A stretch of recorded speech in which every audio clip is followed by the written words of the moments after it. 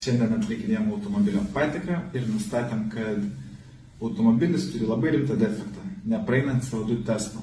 Nusprendžiau Jums paaiškinti, kas yra CO2 testas ir ant kiek yra svarbu jį atlikti prieš perkant automobilį. CO2 testas tai yra išmetamųjų dujų sandarumo variklio skyriuje testas. Jeigu išmetamosios dujos keliauja į aušinimo sistemą, reiškia, variklis nėra sandarus ir yra labai rimtas gedimas. Gedimai galimi variklio galva trūkusi, galvos tarpinė prapūsta, blokas trūkęs, EGR aušintuvas trūkęs, visi remontai brangus. Pigiausias būtų EGR aušintuvas, apytiksliai 200 eurų remontas.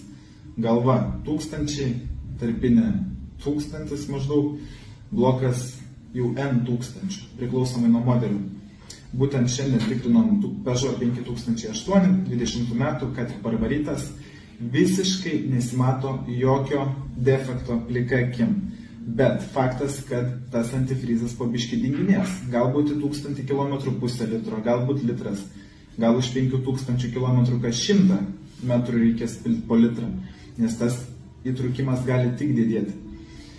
Tai labai brangus remontas ir labai paprastai pasitikrina. O defektas plika akim nesimato. Va todėl reikia visada tai padaryti.